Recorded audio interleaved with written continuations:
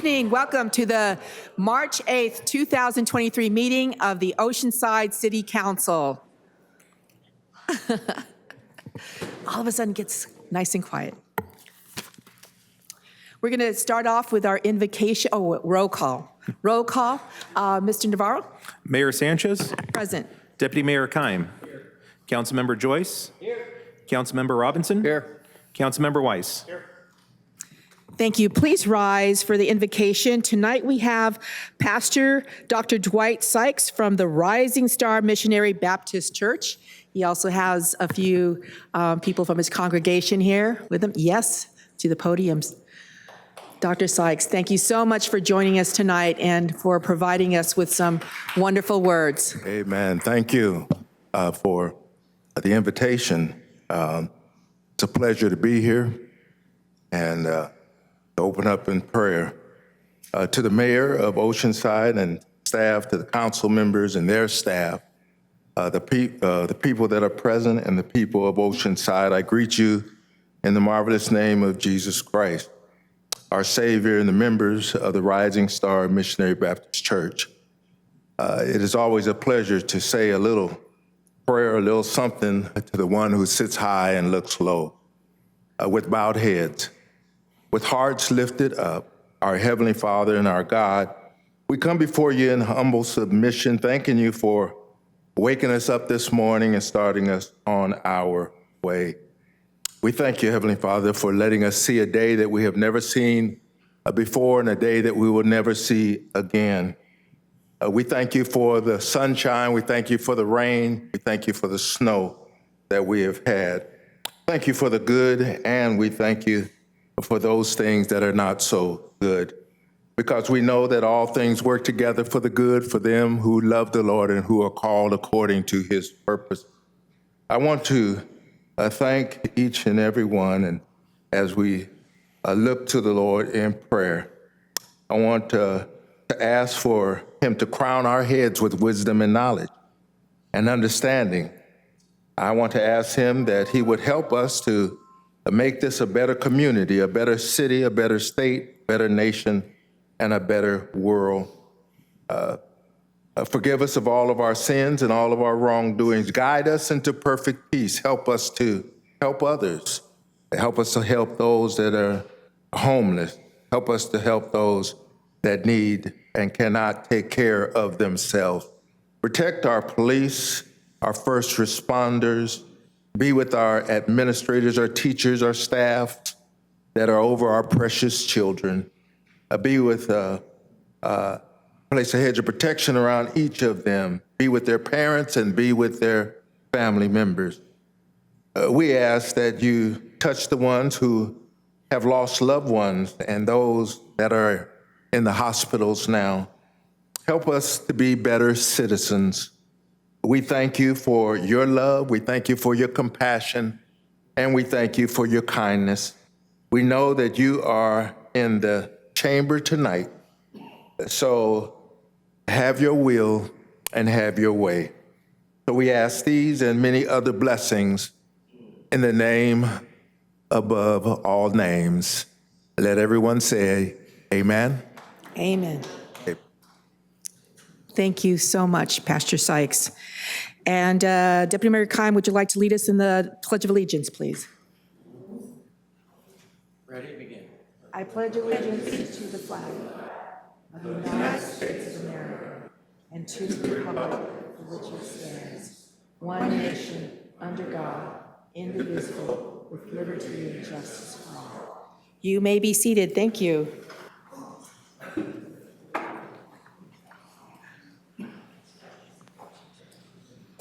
Thank you. And this is a part of the meeting at the very beginning where we want to really showcase what happens in Oceanside by way of kind of a special presentation or proclamations.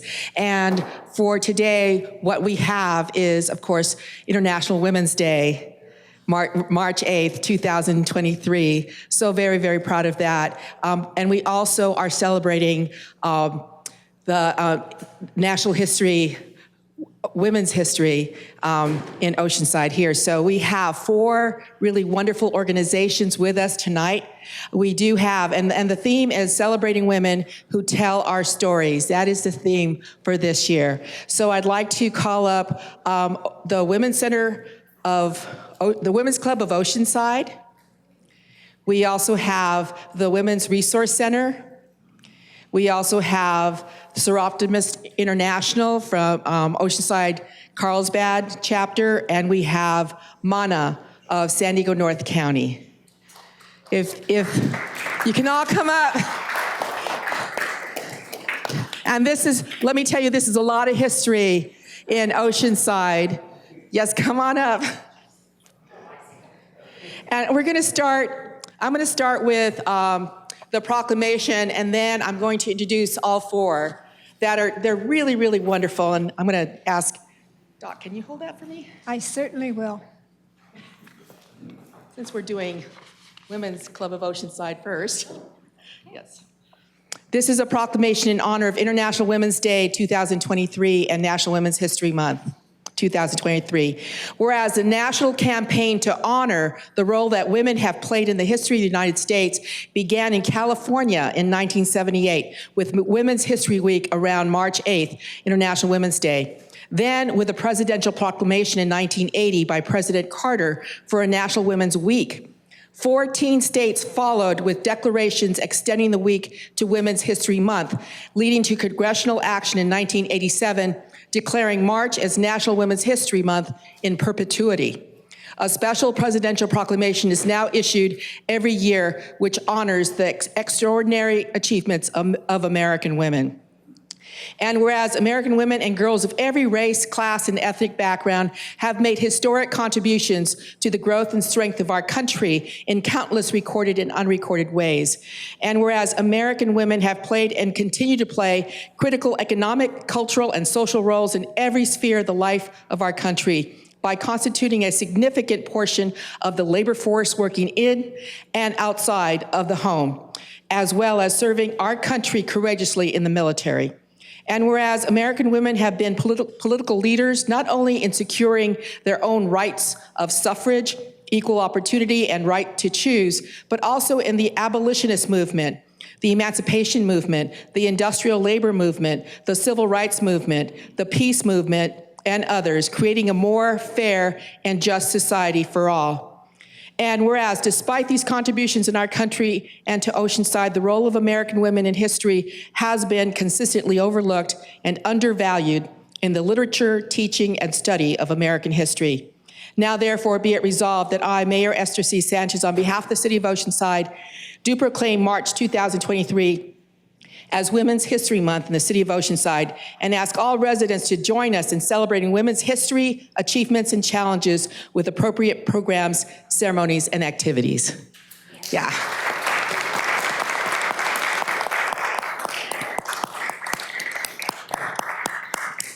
So the Women's Club of Oceanside was formed on January 4th, 1918, joining the General Federation of Women's Clubs in 1920. This is how old Women's Club of Oceanside is, and how long they have worked for the citizens of Oceanside.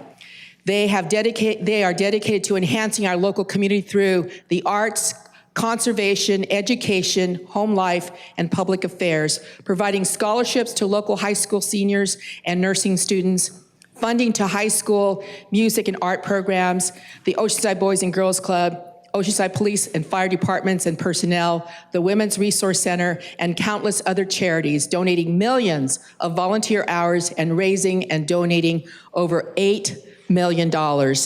Present to you the Women's Club of Oceanside.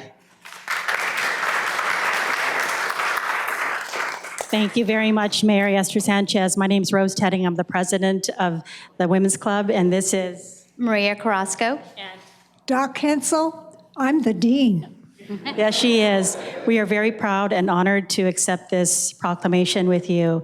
We've worked really hard this past year raising funds for scholarships and also for the Oceanside High School choirs, sending them off to their competition in the East Coast. We do have multiple fundraisers coming up this year. On May 20th, we have I just want to plug this if you don't mind, our Cinderella Tea. You're all invited.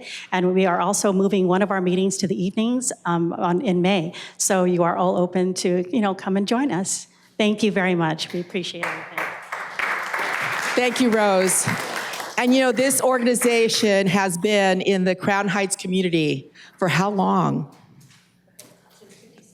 Since 1957, doing great works in the community and outside the community. So thank you so much for the Women's Club of Oceanside. Now we have the Women's Resource Center. Women's Resource Center. Here we go, okay. It's like I'm looking at all these phenomenal women, right?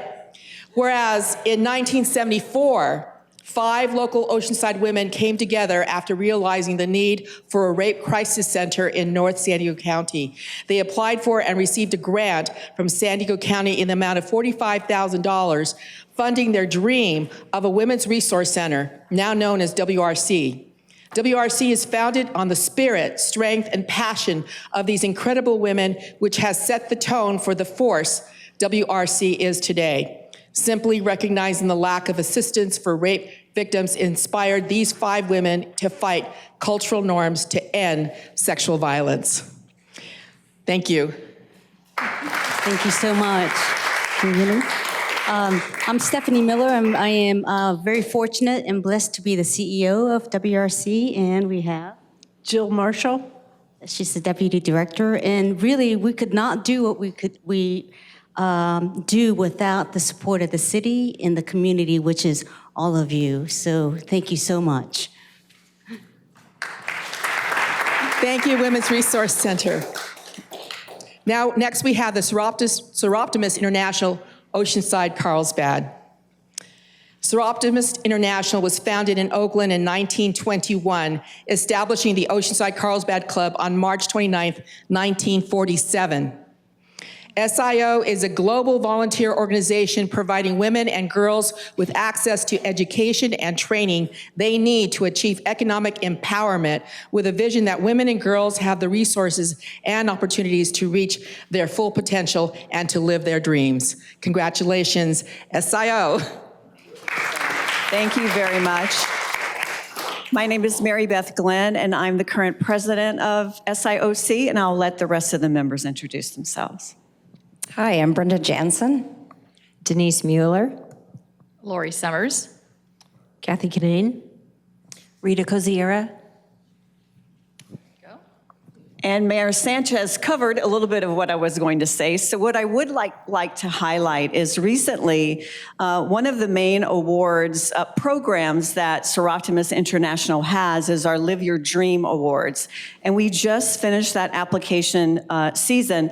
In fact, SIA is an international organization. And in 2021 and 2022, the fiscal year, they gave out over $2.8 million in cash awards to close to 2,000 women globally, internationally. And here locally in Oceanside and Carlsbad, we gave out $24,000 to 15 deserving women. So we're very proud of that, and we are anxious to continue our journey here and volunteer in the community. And we thank you so much for this honor. Thank you so much, SIOC. And we also have MANA, the San Diego North County. Gabriela. MANA was founded in 1974, now in 21 U.S. cities, with MANA de San Diego North County established in 2009. MANA's signature program is a Hermanitas mentoring program for Latina teens. MANA's mission is to empower Latinas through education, leadership, development, health and fitness, cultural awareness, community service, and advocacy. Thank you so much, MANA. I was going to say, come on over here. Yeah, give me the microphone. Come on. I just want to say that I'm very honored to be here. Okay, in the middle. Sí, sí, no, just kidding. Yeah, I was ready to do salsa. So I'm so proud to say that these wonderful ladies, we are one of the organizations that they had a sponsor, they sponsor for so many years already. Thank you. Thank you. And thanks to your sponsorship, we are awarded already 74 scholarships for our Hermanitas groups. And I'm so proud to say also that we have already in our program more than 300 girls. We are negotiating to have Hermanitas program in Vista Unified. I'm so happy to have some of my Hermanitas from El Camino. And the principal from El Camino is also there, supporting me. Thank you so much for your support. I'd like to sound the commercial from KPVS. Thanks to people like you, we are able to have these wonderful programs for the girls. Thank you. And who do you have here? So Jacqueline Martinez, she's the president from my program. Do you want to say something? Hi, it's very nice to be here, and I feel very honored to know Ms. Hushman, who is receiving this award, and is very inspiring to me. Thank you. I'm Ruby, and I'm just a member of MANA, but I'm glad to see that Ms. Hushman is getting the recognition she deserves, because she does a lot for the club and for so many women, and she empowers us and makes us feel like, you know, we can always work to become better people and to just achieve our dreams, you know? Thank you. I've had the pleasure of going to one of their meetings, and it's pretty exciting. They've got a lot of mentors involved, and you know, this is for Oceanside, Vista, Carlsbad, and it's just amazing what all of these organizations do for our girls and for our women. So congratulations to each one of you. You do so much. I know every day, no one really says, "Oh wow, you just did this fantastic thing." We're saying it now. You are doing fantastic things in our community, and we thank you so much for it. Thank you. Thank you very much. Picture time. Come close. Closer, closer, closer.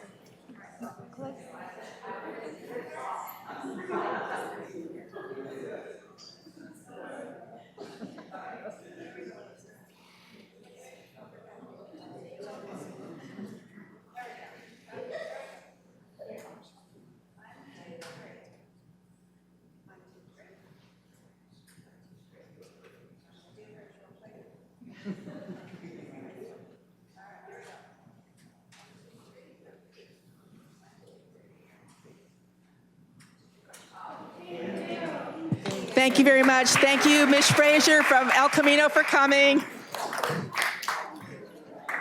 Thank you. Thank you so much. Thank you.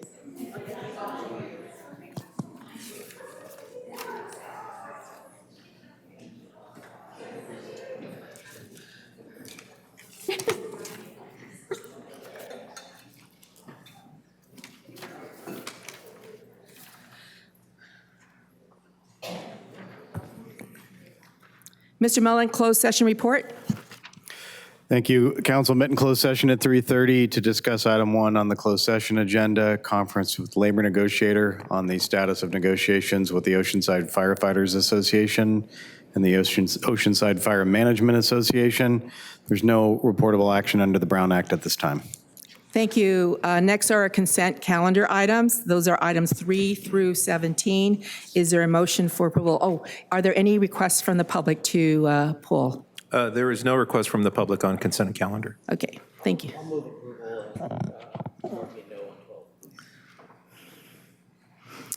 There's a motion to approve the ballot for all except for Deputy Mayor has said he has a no for item number 12. Is there a second? Second. Okay, there's a motion and a second. Please vote.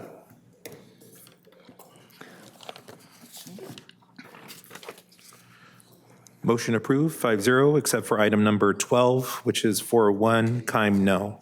Thank you. We're going to skip over to, since we do not have any general items, to item number 22, which is request by Councilmember Joyce and myself to direct staff to develop policy options to limit rental housing application fees. Councilmember Joyce? Evening, council members, mayor, thanks for taking the time to hear this one out. So I just give a little bit of background on this before we go to general discussion. I've been hearing from constituents on this issue, and really what we're looking at is that a lot of Oceansiders are facing a very distinct housing crisis, and there are lots of reasons and lots of issues within that altogether, but tonight we're kind of taking on one of those.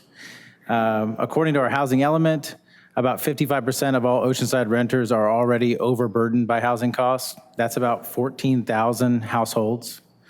3 out of the 4, every low-income Oceanside household is overpaying for rent. That's 75%, 74% of every 3 out of 4. The average rent for a one-bedroom right now in Oceanside is about $2,500. And right now, if you're an Oceansider looking to rent an apartment or a rental somewhere in the city, state law permits landlords to charge you up to $59.67 for every adult applicant that's applying for a rental position. So if you're a family of 4, 2 kids, 2 adults who need to find rental housing, you could end up spending north of $500 to apply just to 5 units in the city. With no guarantee of securing housing and no expectation that you're going to be refunded any of that money. On top of that, you have to plan that you could be charged up to 2 months of a security deposit, which is at that same rate, $5,000. So the cost of getting into housing is huge. It's a massive cost, and it's most placed upon the people who are making the lowest wages in our city, and it's forcing families out. So according to a recent CBS report that came out last October, there are an average of 24 applications for every available rental. It's a brutal and tight market, and so one of the things that we could do is look at how we can limit this application fee that families are facing as they're trying to get into housing. Our office pulled 10 rental units at random, made phone calls, and tried to figure out, like, is this what it looks like when you're trying to rent in Oceanside? The average, 6 out of the 10 were $50 or more application fees per adult.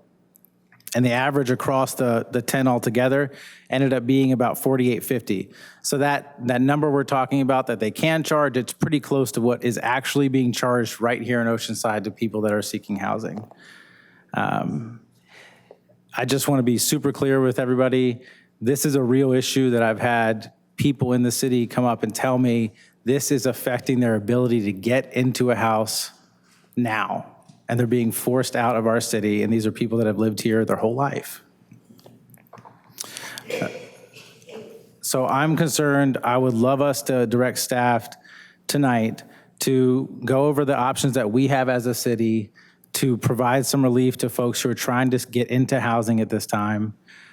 We know that as a county, we are able to get people into housing, but people are falling out even faster. So anything that we can do to provide relief in this situation, I believe that we should do. And so I'm going to ask for your support. Thank you. Do we have any requests to speak from the public? We have 2 requests to speak on this item. Our first speaker is Judah Coker, to be followed by Christina Moreno.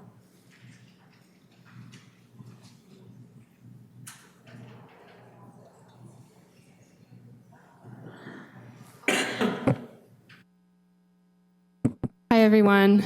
My name is Judah Coker. I am a resident in Oceanside. I'm a resident of District 3. I'm also a community organizer with a nonprofit called the San Diego Organizing Project. We work with volunteers and faith-based institutions in the city to help advance issues that we believe will improve the collective well-being of residents in Oceanside. I'm speaking here today to express my support for this proposal that would direct staff to look into policies that might reduce housing application fees. As you'll hear tonight, we have a lot of community members who are just experiencing really unsustainable high levels in cost of living when it comes to housing. Many of our folks are being forced out of existing housing because of increases in rents. Other folks are being forced out of their housing because of things like renovations, even though they haven't broken their lease, and are being forced to move and to apply for new housing in the area. And as we heard from Councilmember Joyce, sometimes are paying hundreds and hundreds of dollars in application fees, not even to be guaranteed that new housing. And as you can imagine, this is really pushing more and more of our folks into housing insecure situations. It's contributing to our homeless crisis. It's contributing to gentrification and displacement in our city. And so we really believe that this is a first step to try and address this issue, just to lower the extremely high cost of living. We're not asking you to take action on any policy today. All that we're asking you to do is look more into the issue. This is just a first step. We just want to do some more research and learn what might be possible. So please support this policy, this proposal, so that we can learn what our options are and we can move forward. Thank you. Thank you. And the next comment I'm going to be translating for Christina. Okay. Hola, mi nombre es Cristina Moreno. Soy miembro de la Iglesia Santa María Estrella del Mar y de la organización San Diego Organizando Proyectos. Tengo 20 años casi en Oceanside, viviendo en Oceanside. Nosotros rentamos un apartamento de 2 recámaras, pagamos alrededor de $2,100 por mes y según teníamos 2 estacionamientos incluidos en el contrato. Hello, my name is Christina Moreno. I am a member of the church, St. Mary Star of the Sea. I'm a resident of Oceanside as well as a member of the San Diego Organizing Project. I've lived in Oceanside for almost 20 years. We rent a 2-bedroom apartment. We pay about $2,100 a month, and we have 2 parking spaces included in the contract. Pero aumentaron la renta en un promedio de $3,000 por mes. Además, están cobrando por el estacionamiento $100 por un carro. Si no acepto hacer eso, ya no puedo renovar mi contrato. Solo me queda este mes para desocupar el apartamento. However, they are raising the rent by about $3,000 a month. Also, they are charging for a parking around $100. If I don't agree to that, I can no longer renew my contract, and they only give 1 month to leave the apartment. Esto es muy difícil encontrar un lugar. Todo está muy caro. Para calificar, en otro lugar mi esposo necesita ganar alrededor de $85,000 por año, pero mi esposo solo gana $62,000 por año. Él trabaja extra para poder tener suficiente para pagar renta y otros gastos, pero no es suficiente.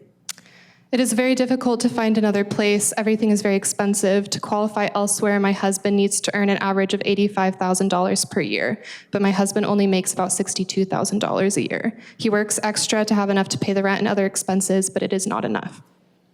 Además, mi esposo tiene problemas de salud y él ya no tiene la misma energía que antes. Me preocupa su salud.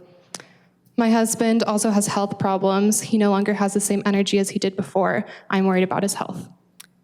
Yo siento que todo esto es injusto.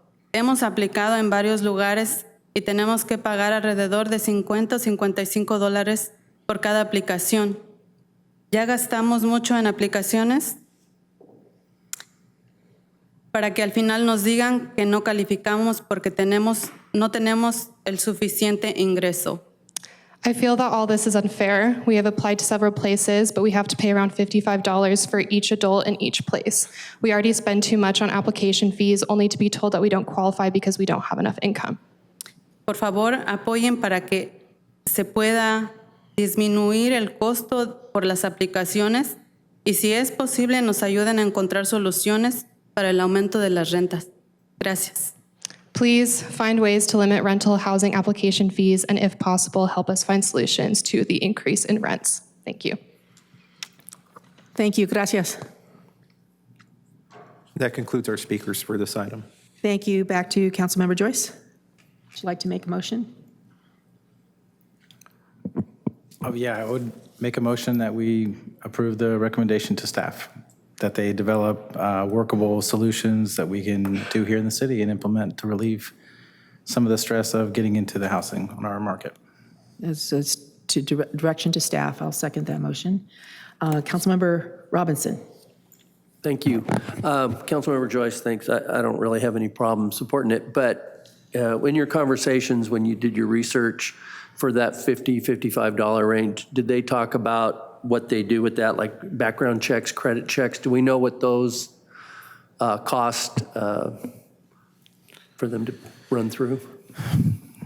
Not specifically for those 10, but the state law splits what can be charged into 2 fees essentially. And feel free to correct me if I'm incorrectly stating this, but part of it is for screening, for literally paying for a screening from another company.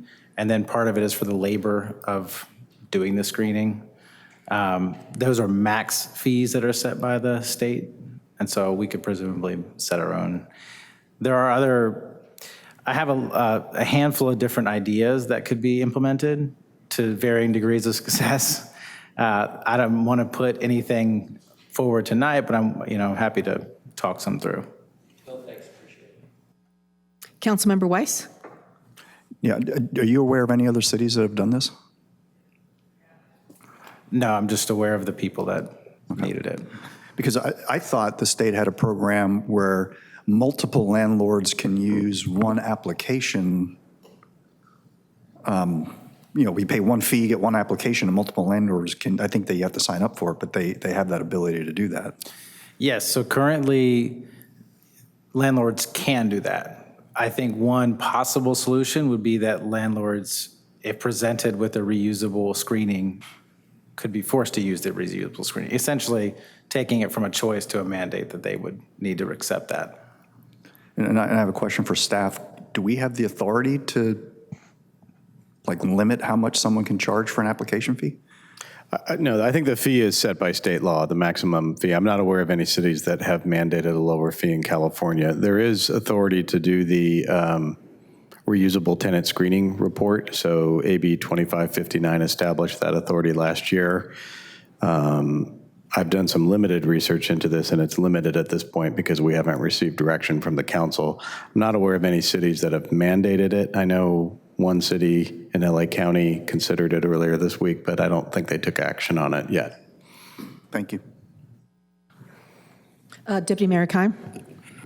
Just a quick question for Councilmember Joyce as well. I guess when you heard that 24 applicants for a single place, depending on how much your credit checks cost and those things, would that, if we really limit that, will that burden fall on a homeowner having to pay for credit checks on 24 different applicants? And you have a mom and pop landlord that maybe has one that's barely covering their overhead with that. And to put this burden on, I think it would be tough for us to do that.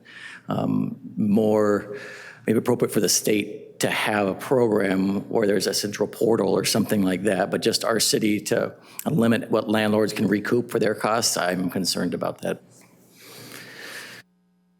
So within the options that would be presented by staff would be, again, to do something that doesn't have a cost burden to a homeowner or someone that is offering a rental, and that would be to accept the reusable fee, so that they are not personally running it, but they accept one that is done by a reputable company. So that wouldn't add any cost burden to anyone that's offering it up.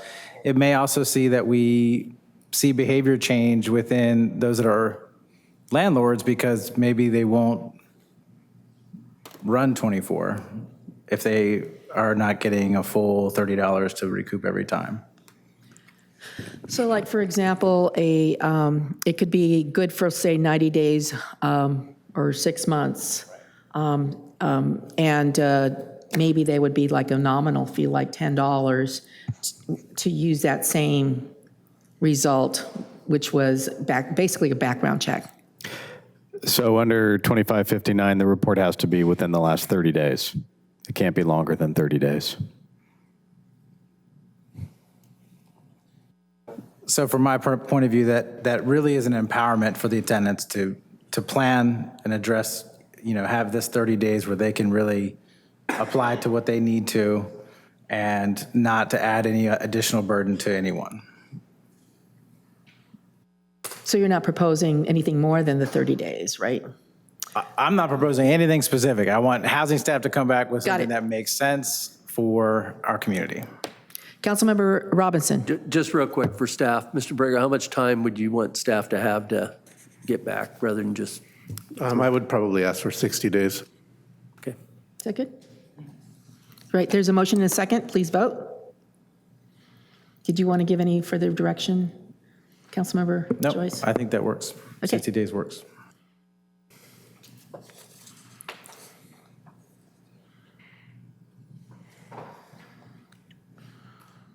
Motion approved, 4-1. Weiss, no.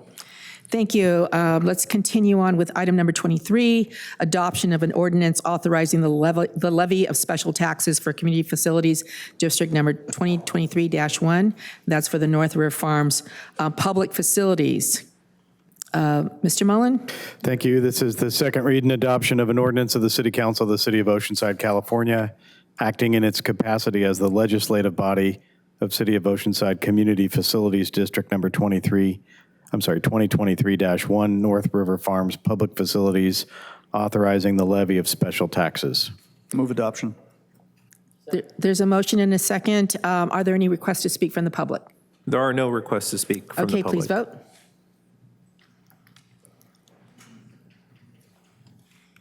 Motion approved, 4-1. Sanchez, no. Thank you. Item number 24 is adoption of an ordinance authorizing the levy of special taxes for community facilities district number 2023-2, which is North River Farms Fire Services. Mr. Mullen? This is the second read and adoption of an ordinance of the City Council of the City of Oceanside, California, acting in its capacity as the legislative body of City of Oceanside Community Facilities District number 2023-2, North River Farms Fire Services, authorizing the levy of special taxes. Move adoption. There is a motion and a second. Are there any requests from the public to speak on this item? There is none. Okay, thank you. Please vote. Motion approved, 5-0. Thank you. Let's go to item number 20, advance written request to reserve time to speak. Under 20, item A, Mr. Layton.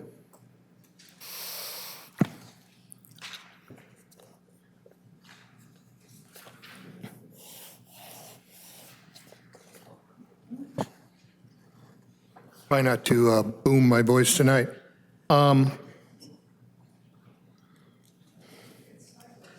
Having attended many council meetings over the years, I noticed that you could count on local kids who play football, soccer, and basketball who regularly come before the city council with their volunteer adult coaches pleading for more fields and courts to play on. The council responded with lip service, but no new fields or courts unless you count the 10 new soccer fields at El Corazon that are controlled by the developer and subleased to a profit-making group that welcomes local kids who have parents who can afford hundreds of dollars a year to play in an exclusive league. So imagine my surprise when I discovered, thanks to a public records request, and there it is right there, and I have copies of it, and if you would like a copy yourself, to public records request that Peter Weiss, who never seemed to care about these kids over his 35 years with the city, that he wanted to, in fact, launch a process that would bring a gym to Balderrama Park. This is the document I got from the city clerk's office that shows council members Weiss and Eric Joyce co-sponsored the move to bring the idea before the city council at its January 25th meeting. I encourage everyone to use the public records request mechanism. It doesn't cost you or the city a dime. There's a full-time staffer within the city clerk's office who focuses on just such requests. But this document only shows the proposal that would have brought it forward and then discussed by the council and the public. What it does not show is that co-author Joyce, at the last minute, pulled his support for this. This is the same Eric Joyce who campaigned on supporting kids and neighborhoods and community. I asked him 3 times why he pulled the plug at the last minute. I heard nothing back for a couple weeks. That's when it seemed like something was up. You know, we all have our political heroes, be they JFK, Martin Luther King, or I don't know, Winston Churchill. Mr. Joyce, based on your retreat from this Balderrama Park gym, it seems to me your political North Star may be the character created by the late Gilda Radner, the hard-of-hearing Emily Latella, who always ended her Saturday Night Live skits with saying, "Never mind." Really, Mr. Joyce, this is really important, and it concerns needy kids in your district. You blew it off and did not want to explain why. In my opinion, not good. After 2 weeks, you finally sent me a hazy response that said something about staff advised you to rethink it. Really, Mr. Joyce, when I asked Mr. Borrego, he said he gave you no opinion about it and that this process you signed off on was in fact one way to get something like this off the ground. I don't think Mr. Borrego dissuaded you. Well, guess what? Other people within the city are talking. Some staff, not Mr. Borrego, are saying that you dropped the ball on this because you were told and then bought into a, quote, lie, unquote. That lie was that Mr. Weiss initiated this out of the blue, because he knew that according to the Coastal Commission, the beach community center at the pier could only be raised if a similar facility could replace it in the coastal zone, and a Balderrama Park gym fits the bill. But the fact is, even if that was the case, and that was Mr. Weiss's motivation, it took me only about 2 minutes to find out by calling another council member, there's no way in hell that this council in this day and age would ever vote to tear down the beach community center. So that's simply not the case. So I implore you, Mr. Joyce, to revisit this, reverse your move to kill this very important asset for your district and its kids, and bring it back so that the council and then the community can talk about it out in the open. Please, Mr. Joyce, I implore you, no secrets, no stonewalling. I'm sorry, Mr. Joyce, yes. And to Mr. Weiss, if Mr. Joyce Thank you, Mr. Layton. to improve his own district, I urge that you find another council member to co-sign on this with you. Thank you very much. Next is Ms. Arlene Hammerschmidt. Madam Mayor, could I Yes. Yes. just factually to correct, I didn't say that staff advised me. The actual words of my email are, after speaking with staff about the process of adding facilities to our project list, I chose not to add it as a council member item. I didn't say they advised me not to. And email right here. I know, I'm reading it from the email. I will continue to work with the community and staff on finding ways to bring recreational and public benefit spaces to our residents. Thank you, Councilmember Joyce. Next is Ms. Hammerschmidt. Good evening, Honorable Mayor, council members, everyone here and on video. Thank you for your time. Arlene Hammerschmidt, Ruralish Fire Mountain. This 5 minutes is about represent Oceanside. Represent Oceanside. What are we about? What have we done? And inviting you to join us. First off, represent Oceanside is nonpartisan. Magic word, nonpartisan, and under the auspices of a national nonprofit. This is what our Facebook page looks like. So you can identify it.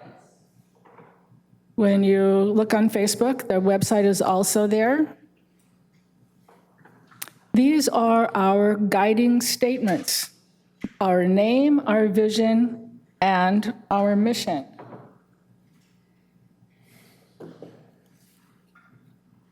Represent us Oceanside chapter is also transparent Oceanside governance. Our vision is governance you can trust. As a local chapter of Represent Us, Represent Oceanside is a unified, diverse grassroots organization. We advocate protection of every resident's right to an equal voice and impartial, transparent government for the public good by holding all city officials and staff to the highest ethical and legal standards. These are the goals that we originally started with in about 2018? And they still ground the organization.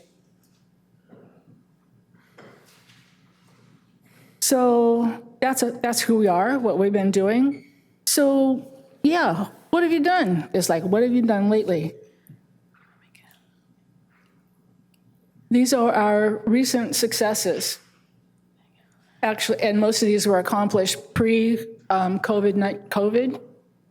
We had a hand in reformed city council appointment process policy that was adopted, city council code of ethics policy that was adopted, term limits for city council and mayor, and which became a city charter amendment. Also, we are active in tracking and sharing campaign contributions to council and mayor. So how did we do this? We had a series of community meetings. We collected data from the attendees, and then representatives of Represent Oceanside met with every city council member and the mayor. And these that happened, basically. Currently, Represent Oceanside, our current focus is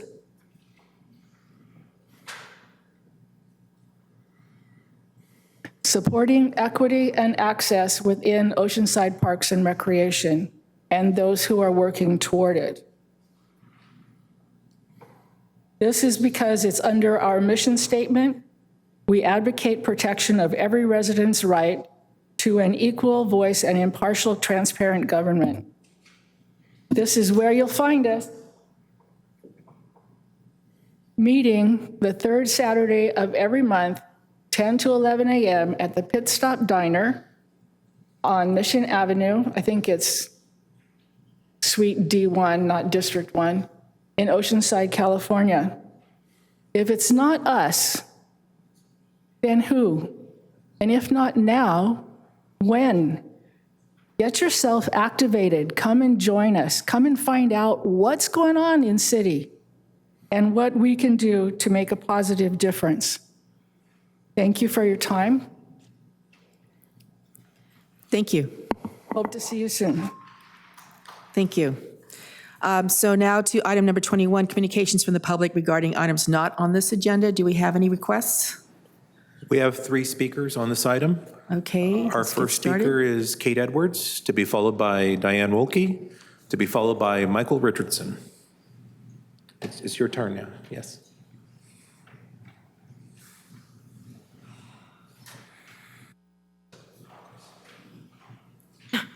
My name is Kate Edwards, and I'm a grieving widow, and I'm also homeless. I haven't slept in my own bed in 4 years. Everything I own is in public storage in Store America on Mission Avenue. I have contacted a multitude of agencies, charitable, nonprofit. I've contacted the county. I'm in contact with the mayor, with the housing authority, with Leilani Hines. I have nowhere to go. Interfaith has been trying to get me into a homeless shelter. And even Vista Blue on Mission Avenue, there's a waiting list, there's no beds. And even if you get in, you get only 21 days, and then you're back to being thrown out on the street. People are committing suicide out on the street. 2 men jumped off the freeway overpass and killed themselves after 2 years of living on the street. I have nowhere to even couch surf. I'm homeless in the cold, in the rain. I contacted the Department of Homelessness, the County of San Diego. Supervisor, I know I'm casting aspersions on people, but I can't help it. It's beyond frustrating. Supervisor Jim Desmond, I went on his Facebook page. I told him in a brief paragraph I needed help. He responded, here's my email address, my .gov, my work email. I emailed him briefly. I have verifiable, substantiated information that can back up everything I'm saying is true. He told me to email him. I emailed him and told him about my plight. You know what he ended up doing? He never even gave me a courtesy reply. No response. You know what he did? He took my email and added it to his database so I'd get his newsletter dumped into my email every day on Sandag, on pedophiles being released into the community. What is a homeless, widowed woman with no family that's looking for housing and can't find shelter to do with all these other issues? Until I am housed and can be a contributing citizen and weigh in on all these other issues, what good is giving me this newsletter? He never even replied. All they care about is their jobs. Well, I'm a constituent. I refused to vote. When it was the midterms, I saw everybody's placards out for re-election. I went and I jotted down names and emails and whatever. I reached out. No, not even a courtesy reply. I leave voicemails, not even a courtesy reply. Elder help and all these other places, they just want to either medicate you or lock you up in a crisis, a trauma center. I need housing. I need someone to advocate on my behalf because I'm homeless. I'm technology hampered. How can I help myself? I'm only one person. I'm doing everything. I'm dropping it out of helicopters. I'm sending SOS, help me. And nobody responds. Nobody has helped. I'm told I'll get a social worker assigned to help me. No, so far I'm still waiting. No social worker. I keep following up with emails. No reply. Nothing. What is this? It's unconscionable to let people fall through the cracks and just kick them down like a can down the road. Who's doing the oversight and the auditing of, there's only 8 or 9 senior affordable that based on your rent on your income, so it's 30 to 40%, right? I'm on those waiting lists. Every time I go into the leasing Ms. Edwards. I'm given a card. I'm giving another, these are the cards for the Vintage Point property. Ms. Edwards, I'm going to ask that you speak with Mr. Michael Gossman, who is our assistant. Is this not the hot team? No, Mr. Gossman, who is at the back of the room, he's going to talk with you. You have done your 3 minutes, and I appreciate your comments. I do. Who's doing oversight and auditing of the properties?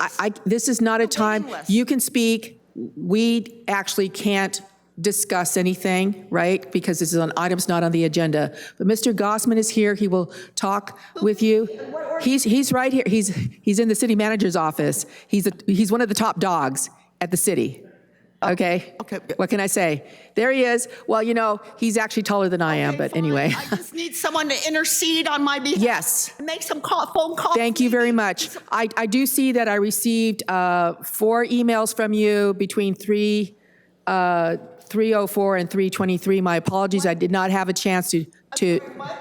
I do see that I received some emails from you this afternoon. Okay. 2 voucher. Thank you very much. At this time, he will share with you all the things I applied to. Okay. Listen, Ms. Edwards, we do want to talk to you. We just have to keep going with our agenda. But thank you very much for sharing. Okay. Yes. Thank you so much. What? Okay. Mr. Gossman is right in the back. If you turn around, he'll wave at you. He's going to talk with you. Okay, and we have been requested to have people sign up for the affordable housing project that we have that'll be ready in 2025. For that. I'm already in the point of entry. Okay, Thank you very much. We have to go on. Okay. Thank you very much. Okay. Next person is Ms. Diane Wolke. Just go towards the back. Thank you, Ms. Edwards. Ms. Wolke? Good evening, Mayor and council members. Diane Wolke, District 2, 20-year resident. I believe that several of you, if not all of you, received from me last week a copy of email communication that I received in regards to a public records request to the Board of Education for Oceanside. What I was looking for was information on hardness testing for the fields, and I think this is particularly relevant because you're seeking joint use agreements for various fields in the city. And in fact, the Board of Education indicates to me that in the 13 years there have been 2 plastic fields at the 2 high schools. They have done no maintenance and no hardness testing. This is a major liability. The hardness testing is specifically to reduce concussions, at least in theory. I do have documentation from the County of Oceanside from a manufacturer of synthetic turf that states that they had to lower the level that they drop an item from to test for hardness from 4 feet to 2 feet because they knew they would never pass hardness testing at the 4-foot level. They also tend to average these findings. Children do not fall on averages. They also, can you imagine a 6 foot plus tall football player, 300 plus pounds perhaps, falling from 2 feet? No. And it's also implausible that they have entire teams that are 2 feet tall that are falling. So I think this is highly relevant. I think that you really need to closely consider this when you're talking about MOUs. We also know that, and I will say that this is not unique to Oceanside or our 2 high schools. We've found this to be the case across the county and across the state and in several other states as well. We also know that these manufacturers offer financial incentives to get fields in place. One of our own board members with the organization that I'm with was offered over 10 years ago $50,000 to install and promote synthetic turf. I can't imagine that that offer has gotten any lower. We also know that this is from a public records request done by a investigative reporter. We also know that our own Parks and Recreation manager has contacted a field turf, or actually a synthetic turf installer. This is a former NFL player he's communicating with, and he now sells plastic turf. I also think this is highly relevant when, can I finish or no? Finish your sentences. Okay. This is also relevant when we apparently have somebody in the city, not staff, that is claiming that they can manage 20 fields up at El Corazon. If this individual is not aware of the safety issues within his own school district where he also coaches, this is also highly concerning. And as a last item, if anybody hasn't seen it and you're a baseball fan, take a look at the Philadelphia Inquirer from yesterday, Fields of Dread, where they had 6 Philadelphia Phillies players, all on the same team at the same period, who all died from brain cancer and tied to PFAS. Thank you very much. Mr. Michael Richardson?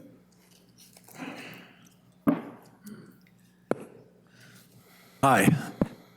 You all remember late last year after the election, I spoke to you about the need to fix the election laws so that the city council and the mayor's elections go through the what is the process? The election in June to narrow down the number of candidates to 2. The primary, thank you, Eric.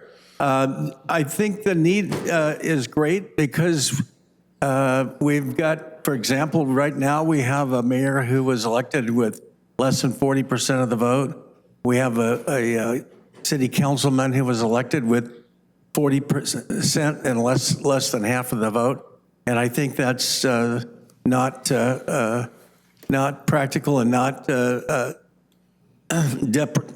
democratic. So I'd like to ask you again to change election laws so that the city council and mayor's process candidacy go through the primary process and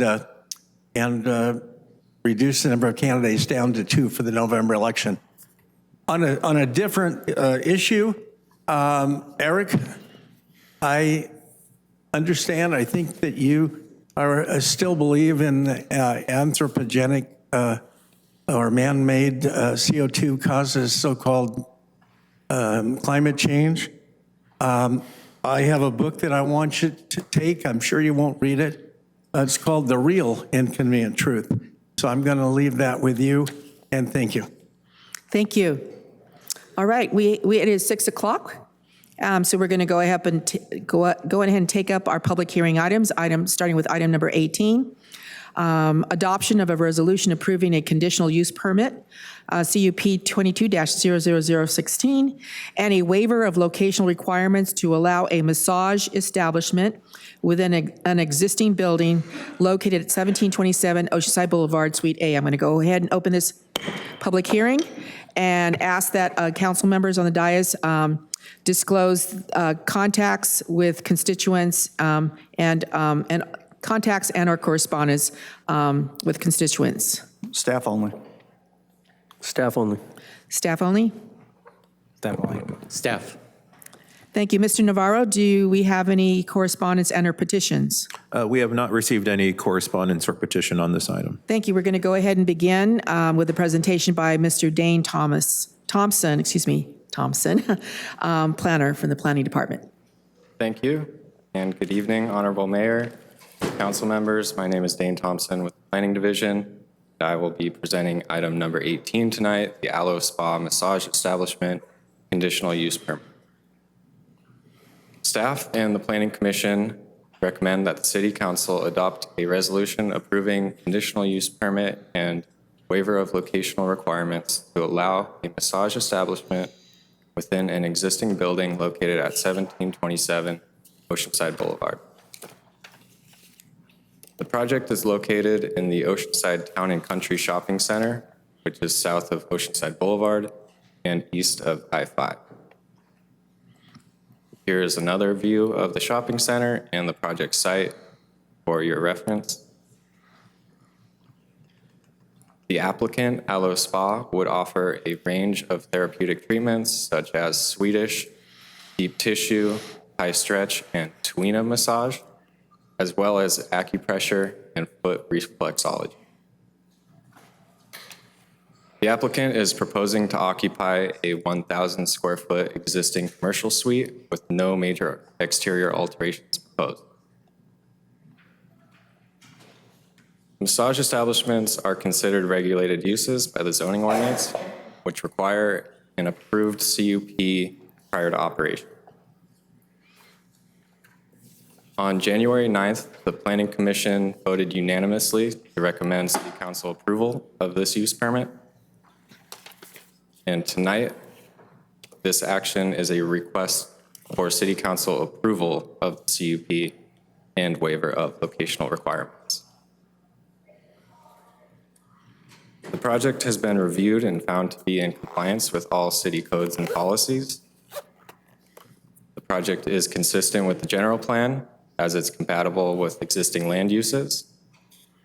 It's consistent with the zoning ordinance as commercial districts allow improvement services of that size. And it's consistent with the municipal code. Further vetting of required licenses and certifications will be reviewed by the city's business license division. And with the conditions of approval placed on the project, staff believes the conditional use permit findings can be made, that there would not be any detrimental impacts to public health or safety. All regulated uses are prescribed certain locational separations from other uses, such as schools, parks, playgrounds, churches, preschools, residential districts, and other regulated uses. This project is not meeting all of those locational requirements, so they are requesting a waiver. The City Council may grant that waiver if the below findings are made that the proposed use will not be contrary to the public interest, it will not impair nearby property, and will not encourage the development of an adult entertainment area or otherwise promote community blight. This table shows the locational requirements that are not being met by the project. The project is within 500 feet of a preschool that is located in a separate detached building located across the parking lot. It is also within 500 feet of 2 residential districts. The residential district located to the south is separated by about a 100-foot elevation change that leads up to the Fire Mountain community. The mobile home park to the west is separated by the 5 freeway. There is another massage establishment, which is a regulated use within 1,000 feet of the site, that is located on the opposite side of the 10-acre shopping center. And there's also a smoke shop in the adjacent suite. Staff is not aware of any overlap of customer bases, any incompatibility between the 2 uses. For these reasons, staff and the Planning Commission believe that the project meets all the findings shown previously and that a waiver of locational requirements is. With that, staff and the Planning Commission recommend that the City Council adopt a resolution approving a CUP and waiver of locational requirements to allow a massage establishment within an existing building located at 1727 Side Boulevard. That concludes my presentation. I believe the applicant is also here. They have a presentation as well, and we will both be available for questions afterwards. Thank you. Thank you. So at this time, we will hear from the applicant. Please state your name, and you have up to 20 minutes. Should you need it.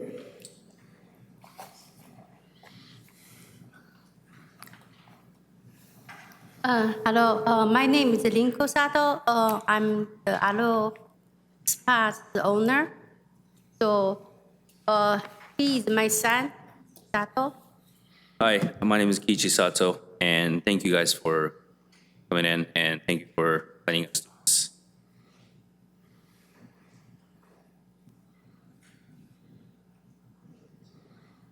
So I am going to be talking about business and the background of my mother, Sato. And so she used to be a physical doctor, so she went through a med school and everything like that. And she went to a massage therapist school. She also got a certificate in that. And she is also a realtor here in California, and then she is also an insurance agent. She deals with a lot of real estate contracting and insurance, life insurance, health insurance. And as you guys know, where is Alo Spa? So it is going to be in Oceanside, 1727 Oceanside Boulevard, Suite A, very close to Smoke Shop, Smart Final, West. And why Oceanside City need us and massage business itself? So massage can benefit to decrease anxiety, lower stress, stop insomnia, and to give more like give a community to peace, community peace. And the next one is the decreased crime. And recently, I believe it was last Wednesday or Thursday, there was actually a place was vandalized by somebody, and somebody broke our back door and went through to our smoke shop, steal their stuff. Thankfully, nobody took our stuff, but that did happen. And our opinion, we could have prevented that if we had people. We actually had business there, and so definitely decrease crime. And then increase increase the city's income during paying taxes. And then also, this is a family business, so I personally do a lot of insurance. I do a lot of real estate contracting as well. I also have my marketing as well. So we do a lot of family business through that. And then, probably the most important part to us is to change the massage reputation to more like a professional business to impact the city of business in a really good way. So we are aware of what really goes into massage, the business itself, and our main purpose is to really fix that. I mean, she used to be a doctor. She loves helping people out, and that is one of the reasons. We're not really doing this for money.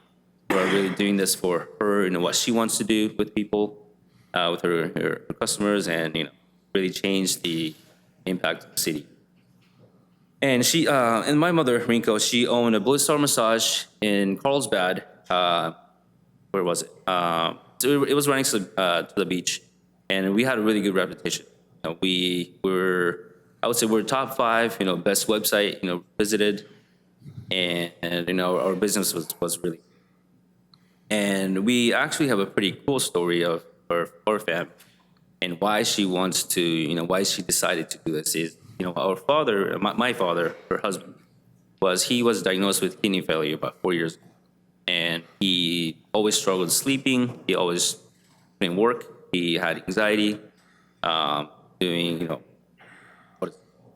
the dialysis every single day, and he would wake us up at 2 a.m. Hey, saying can't sleep, seeing bad dreams, or anxiety, or can't sleep because of my legs. And she would help him, massage him a little more back, legs, and he to go to bed with no problem. And that's when she realized, hey, like I wish she should definitely get him back with massage, helping people out physically. Rather than she loves doing real estate, loves doing insurance, but she also loves helping people out physically. So that is our. And then we're gonna have 3 main treat rooms, and we're going to help people out by Chinese herbal medicine pouch, cupping, hot stone, and I would say she definitely has more professional knowledge than other massage therapists, just because she went through med school and she knows exactly how the body works. And so yeah, and then she is also going to hire some certificate professional therapists as well if we need somebody else. And we also received welcome greetings and letters from the owner of the UPS. Oh, maybe he's and then also the owner of the Mexican restaurant in there, and then also from Smoke Depot as well. So thank you guys. Thank you very much. Do we have any requests to speak from the public? We do not have any registered requests to speak on this item. Okay, thank you. This is the time for the public to speak on this item. If you would like to address this item, please approach the podium, state your name, and you are able to speak for up to 3 minutes. Thank you. Good afternoon, good evening, City Council, Mayor. I don't need 3 minutes, but I do have a preemptive question. Would you like to state your name for the record? Joe Hill, 23-year resident of Oceanside. I know that they haven't moved in yet, and the purchase has been made, but when the adjacent owners were notified of the establishment we're talking about tonight, was Coastal Academy included in that group? Because they have 800 students, and they're going to be at the far end of that complex where this is going in. So that was the question. So, not that close, is it? The distance is correct, but I just didn't know whether they were part of the group. Okay, any other requests to address this item? Please rise and approach the podium. I see no one rising. I'm going to go ahead and close this public hearing and ask the applicant if he'd like to respond to that question and/or have staff respond. Looks like staff's going to respond for you. Honorable Mayor, Dane Thompson with the Planning Division. That was included in our review, but it is outside of the radiuses that we look at for the separation requirements. Yeah, I thought it was a bit farther. I did have one question. So was it that there is another massage business in that shopping center, is that correct? Yes, there currently is another massage establishment. So you're wanting to go into this shopping center. It doesn't bother you that there's a second, that there already exists a massage business? So there was a massage business in there, and we knew that they were gonna move to somewhere, and I don't know if they moved or they closed, but we were aware of they were closing somewhere in the early of this year. So that's why we have decided to hey, the license. So you jumped on it, right? Pretty much, not the same. Okay. It wasn't the same. It's not the same exact place itself, but it's actually across from it. And Right. their massage was closer to the school itself. We were aware of school too. Right. But I've talked to many teachers there, asking for letters, and they were seeming pretty, I would say cool with us. And I definitely introduced myself to every single one of the businesses there as well. So. Thank you very much. Back to the council. Councilmember Joyce. I just say thank you for sharing your family story and the origins of the business. So thank you. Thank you. I'm going to go ahead and move adoption of the resolution. Is there a second? Second. Okay, there's a motion and second. No lights. Please vote.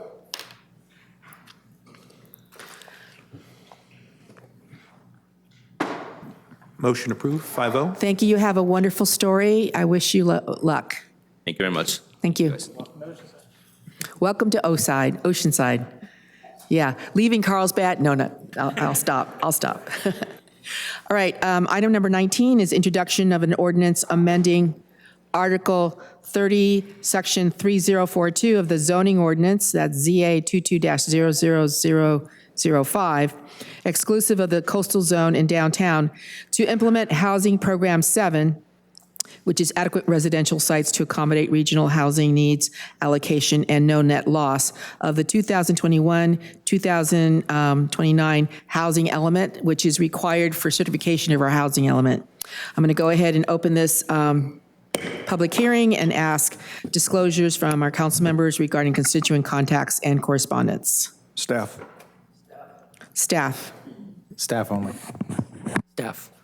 Mr. Navarro, do we have any correspondence and or petitions? We have no correspondence or petition on this item. Okay, thank you. We're going to go ahead and begin with a presentation by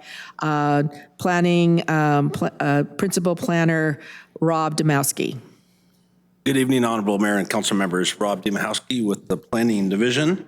The request before you is an amendment to Article 30, Section 3042 of the zoning ordinance exclusive of the coastal zone in downtown to implement Housing Program 7 of the housing element, which focuses on adequate sites to accommodate the city's regional housing needs allocation, RHNA for short, and no net loss.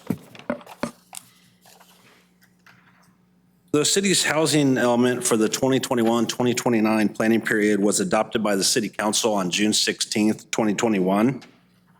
Since that time, staff has worked with the Department of Housing and Community Development to obtain certification of the housing element. A determination of compliance occurs when HCD determines that the housing element is in substantial compliance with state housing law. Amongst the compliance items necessary to receive certification, the city must rezone designated sites to meet the city's RHNA shortfall of 1,086 dwelling units. When a city doesn't have adequate capacity under the current land use and zoning, it must rezone sites to accommodate the shortfall of units and ensure there is no net loss in capacity to meet the remaining RHNA. One of the remaining obstacles to certification is a result of Assembly Bill 1398, which was signed into law in September of 2021 and applies to jurisdictions without an HCD compliant housing element. AB 1398 was enacted to ensure local governments adequately rezone sites in a timely manner. It requires jurisdictions that fail to adopt an HCD compliant housing element within the statutory deadline to complete the housing rezonings within 1 year of the deadline rather than the previous 3 years from the deadline. The city cannot obtain certification from HCD until these rezones are complete, and a non-compliant housing element makes the city vulnerable to provisions of the Housing Accountability Act, such as the builder's remedy. Under the builder's remedy, a developer has the option to file a housing development application, and if they provide at least 20% affordable units for lower income households, they can choose a site that is not compliant with, regardless of the land use or zoning. And that applies if a local government does not have an HCD compliant housing element.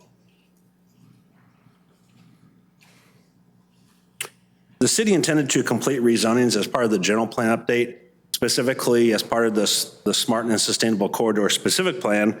Given the implications of Assembly Bill 1398, staff is proposing to complete the necessary rezones in advance of adoption of the corridor plan. The proposed zone amendment would implement Housing Program 7 of the housing element, which includes the following actions: to rezone at least 33 acres for residential development with a density range of 35 to 43 dwelling units per acre to accommodate the RHNA shortfall. Since the city is relying on mixed-use zoning to accommodate the shortfall, it must allow standalone residential in these mixed-use zones. And the city must allow a by right approval process if a project provides at least 20% affordable housing for lower income households. To address these requirements, Article 30, Section 3042 mixed use plans of the zoning ordinance would be amended to increase the allowable density from the current 29 dwelling units an acre to 35 to 43 DU an acre.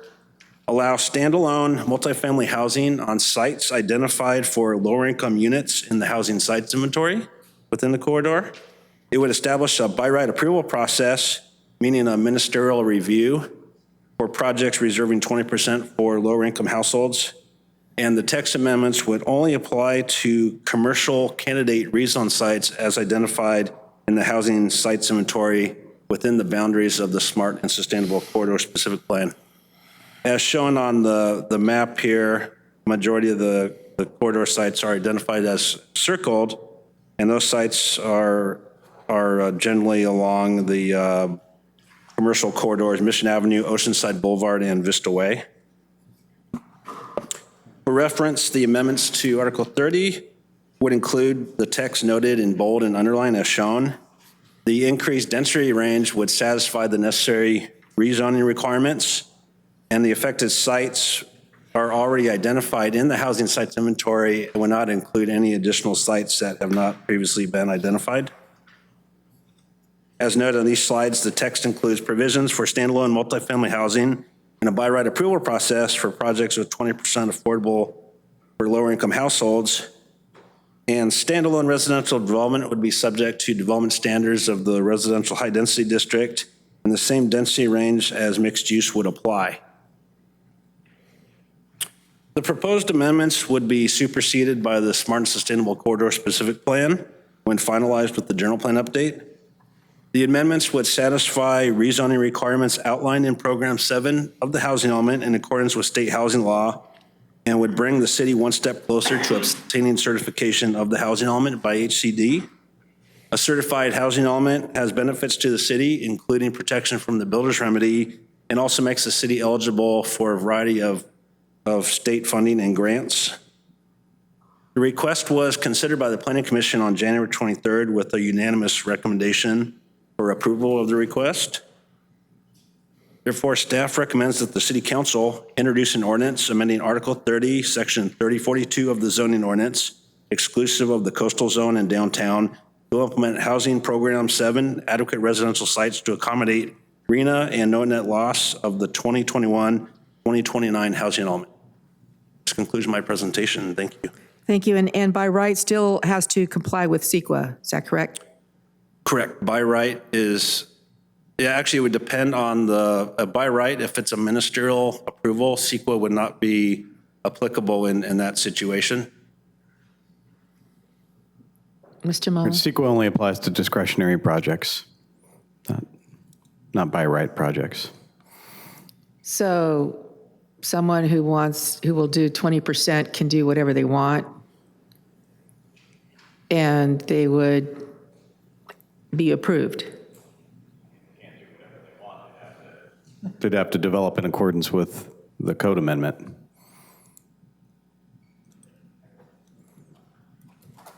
I'm just trying to think of the worst-case scenario. Can you? Mayor Sanchez, if I may offer a recently approved project that the city processes, the Greenbrier Village process, which was subject to a ministerial approval because it's a permanent supportive housing project subject to AB 2162. That project was ministerial in nature and was not subject to secret review. And the project does comply to the extent that it can with all city development standards.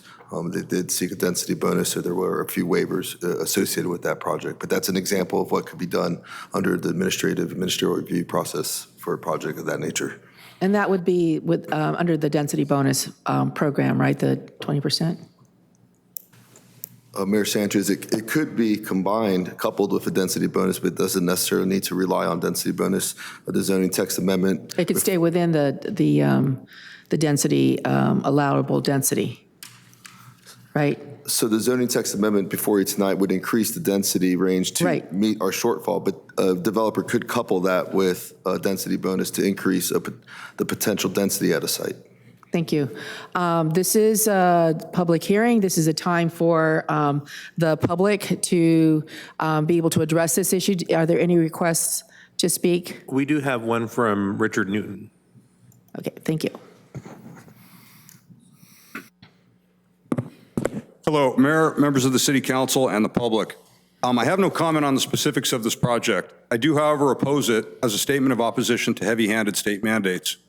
The Founding Fathers knew that it is at the state and local levels that free, virtuous self-government is most fully exercised.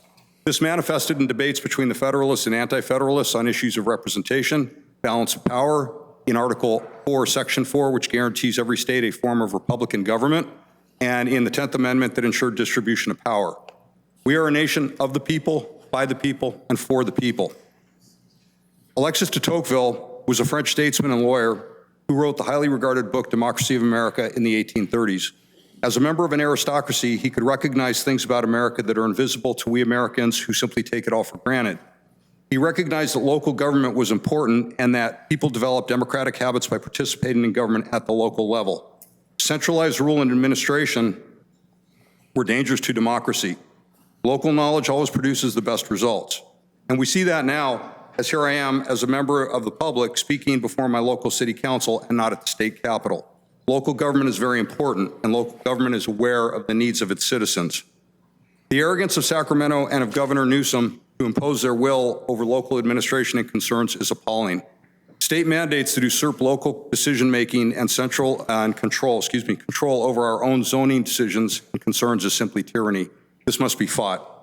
Reject the state usurpation and tyranny over us. Join the city of Huntington Beach in fighting the state, and start a movement among cities to resist the dictates of an extreme state government that flies in the face of our nation's history and our essence. The wisdom of the founders is shown in contemporary times by the need to restrict the actions of power-hungry and arrogant petty tyrants like Gavin Newsom, who want to micromanage local decisions. Rezoning our districts and housing densities, changing our housing densities, harms our city and its residents and degrades our quality of life. Thank you. Thank you. Any other persons wishing to address the council on this very specific issue? Please rise, approach the podium and state your name, and you have up to 3 minutes. I see no one rising. I'm going to go ahead and close this portion of the public hearing. And there were no other further questions from the public that were posed, so go to the council. Councilmember Weiss. So I have a question for staff. So in part of your presentation, it would allow standalone residential in the commercial corridors. So an empty Walgreens at College and Oceanside Boulevard, which is in the corridor and in that node, could be converted to 50 residential units or more if it's density bonus, provided there's 20% affordable.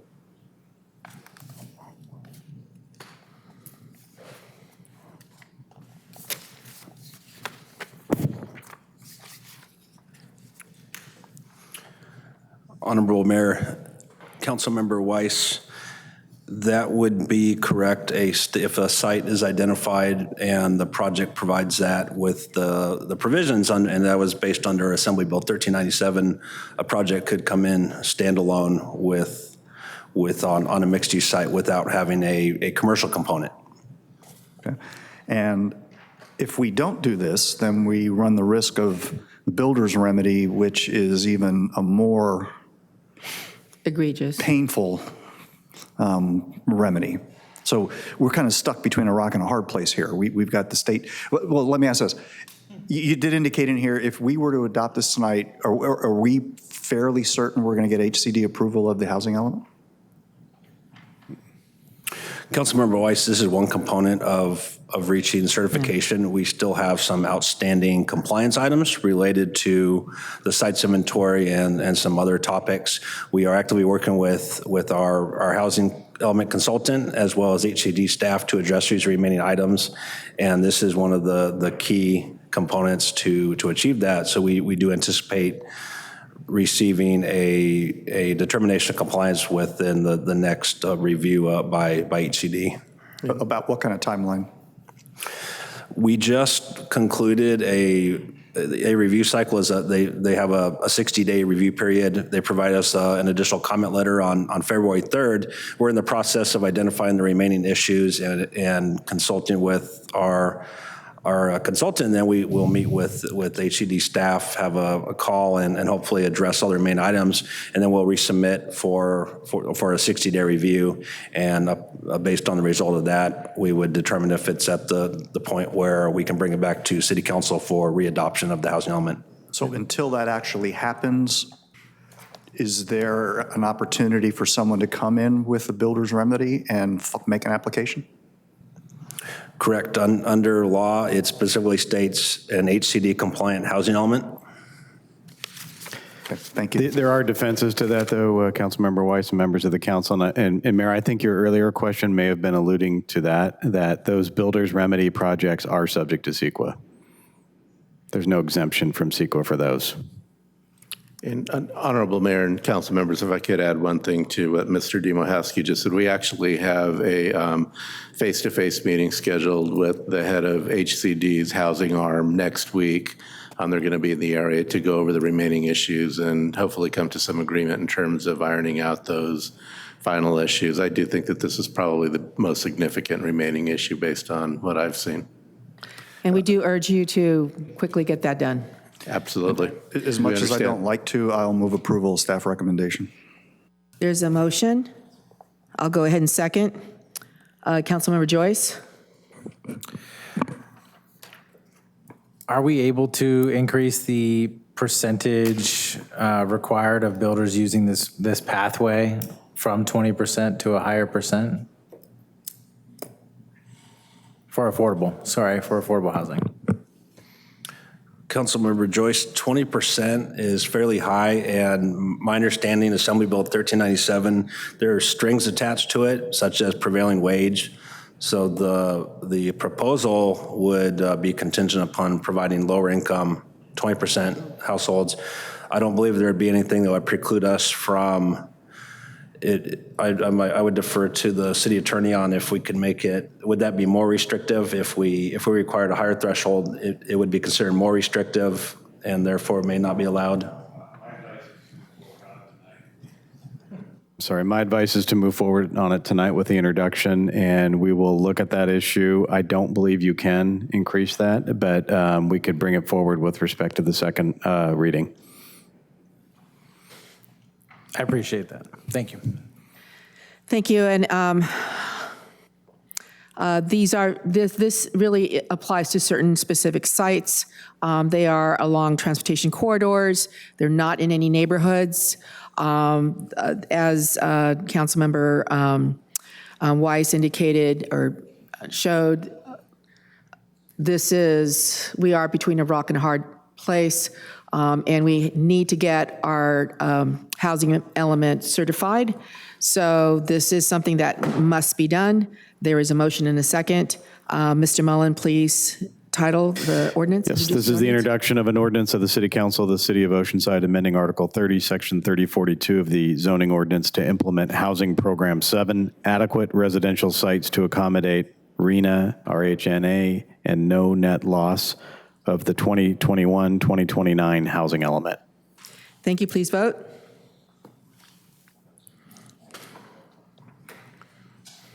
Motion approved, 5-0.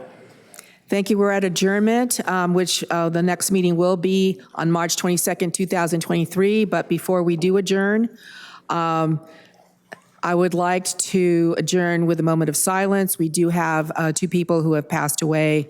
Number one, Robert Bob McCooley lived in Oceanside for over 30 years. He loved his community and always wanted to give back. He did so by volunteering at Brother Benno's for several years, assisting those who needed help in the computer lab and serving as assistant manager at the thrift store. In 2010, Mayor Jim Wood appointed Bob to serve on the Housing Commission. In 2012, he was elected by his fellow commissioners as chair and filled that position until his resignation in 2019, just a few years ago. Also, this past Friday, Brian Sullivan passed away. Brian worked for Oceanside Unified School District for something like 30 years. He was OHS principal from 1982 to 1992, also associate superintendent from 1992 to 2006.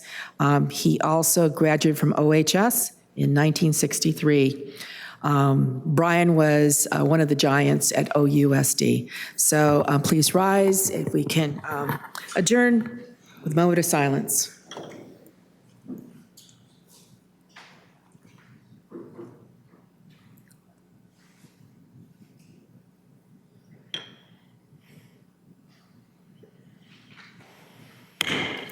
Thank you. Good evening.